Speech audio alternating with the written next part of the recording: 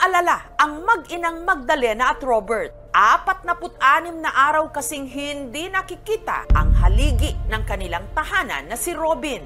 Matapos itong pumalaot para mangisda. Hindi na po ako makakakain. Saka iisip ko po yung asawa ko kung paano po na makauwi. Sobrang sakit nun po.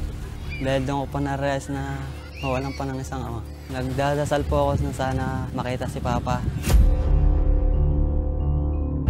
Pero kung kailan halos nawalan na sila ng pag-asa, saka naman sila nakatanggap ng himala. Ang ama nila makalipas ang 46 na araw o 1 buwan at kalahati. Kaya siyang gumalaw. Hinang-hina ng natagpuan sa pinakahilagang isla ng Pilipinas, sa Batanes. Ito ang pambihirang kwento ng isang mangingisda at kung paano siya nakaligtas sa laot sa loob ng 46 na araw.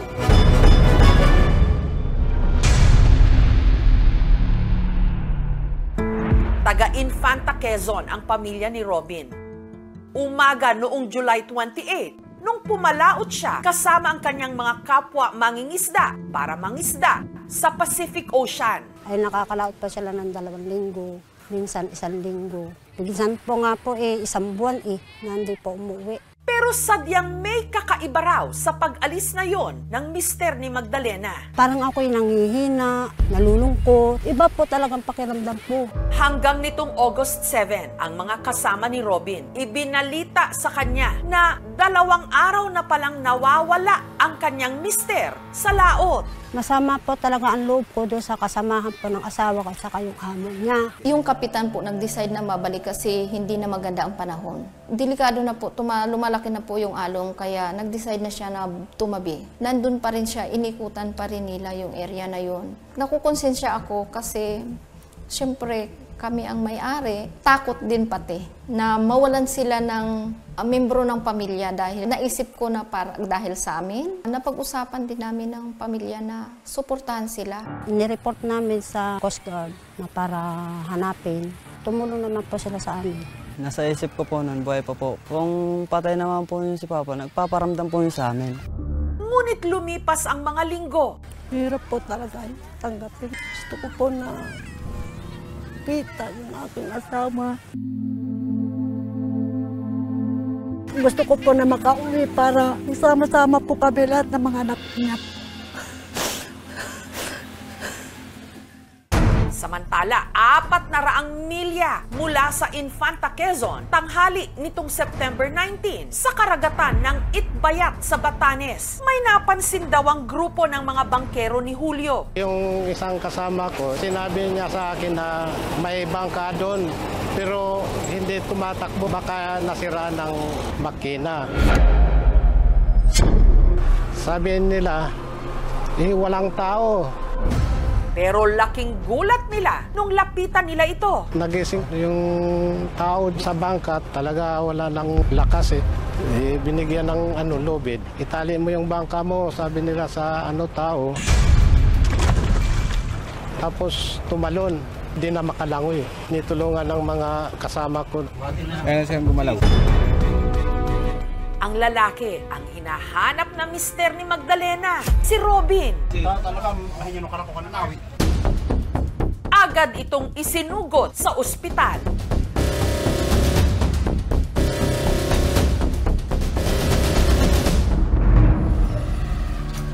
6 na araw mula nung na-rescue, si Robin nagpapalakas na sa isang ospital sa Kapitolyo ng Batanes, sa Basco. Hindi man ito sugat, mga bakbak lang ito sa kita, paa, sa braso, sa likod.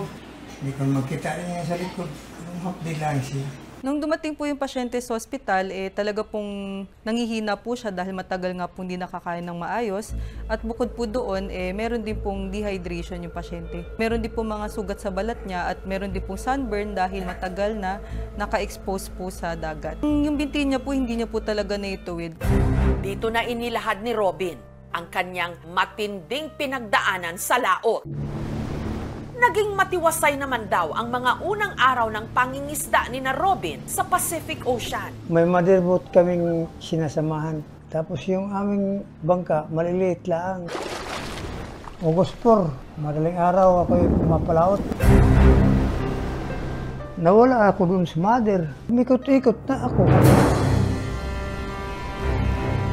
Mga aking sweater na pinutol ko yun. Tapos sinausaw ko sa gasolina para sisindihan ko. Tinataas ko para makita nila kung nandyan pa yan sila. Ay wala na talaga silang.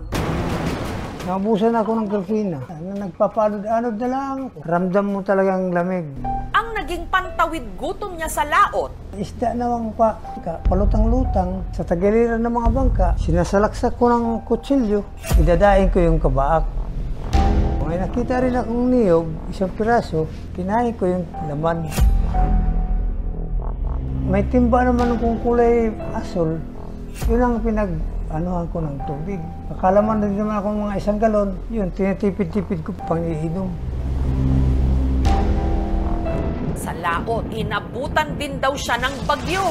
Kakabon lang ako ng mukha ko sa takip ng styrofoam, naglilimas para hindi mapupunong aking bangka ng tubig. May nakaengkwentro rin daw siyang mga pating. Paikot-ikot sa aking bangka, pabayaan ko lang sila. Basta na ako at tutulog na lang. Hindi ako nawawalan ng pag-asa. Basta nananalig lang ako sa Panginoon.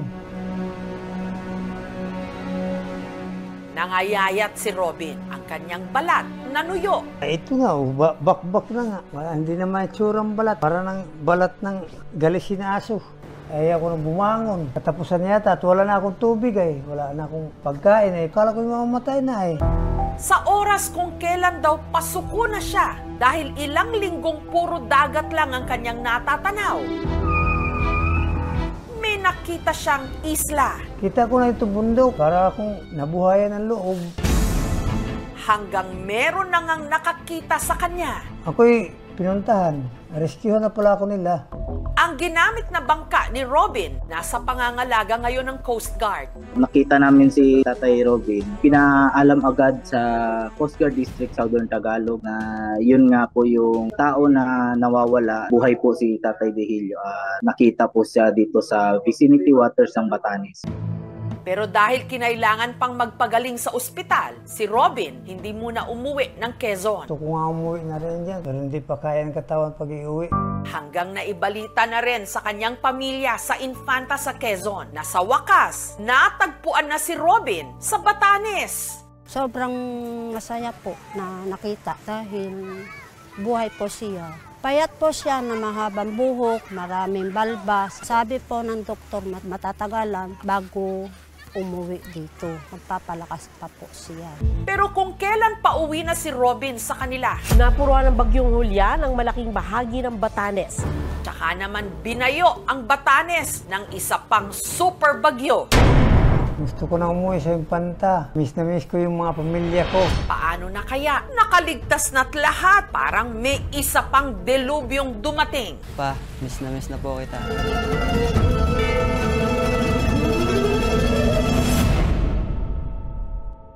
Mabuti na lang at nitong Biyernes, gumanda na ang panahon. Kaya ang local government unit ng Basco sa Batanes at ang lokal na pamahalaan ng Infanta Quezon, katuwang ang Coast Guard, plinansya na ang pag-uwi ng mangingisda na si Robin. Isinakay si Robin sa eroplano ng Philippine Coast Guard para iluwas ng Maynila. At saka ibinahe pa Quezon Province, lula ng ambulansya. Gabi na nung narating nila ang bayan ng Infanta at makalipas ang halos 2 buwan, ang mangingisdang nagpalutang-lutang sa karagatan na inakalang baka hindi na makita pa, muli nang makakapiling ang kanyang pamilya.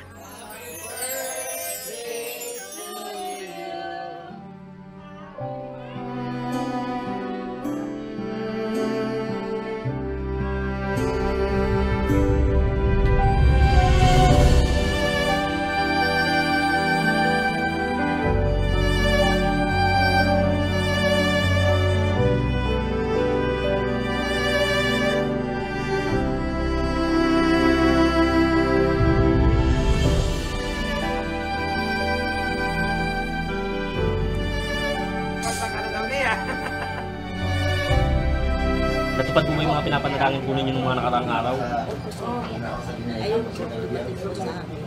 Ano pong una yung gustong gawin ngayon? Na nandito na kayo sa Infanta? Kakain muna? Okay po, sige po, kain na po muna. Ang lokal na pamahalaan ng Infanta may pa-homecoming dinner kay Robin. Nangako rin silang magbibigay ng self-employment subsidy para kay Robin at scholarship para sa kanyang mga anak. Happy birthday, happy birthday, happy birthday.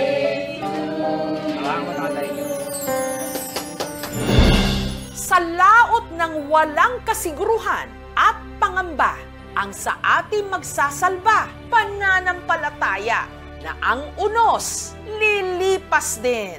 Hindi ako nawawalan ng pag-asa. Basta nananalig lang ako sa Panginoon.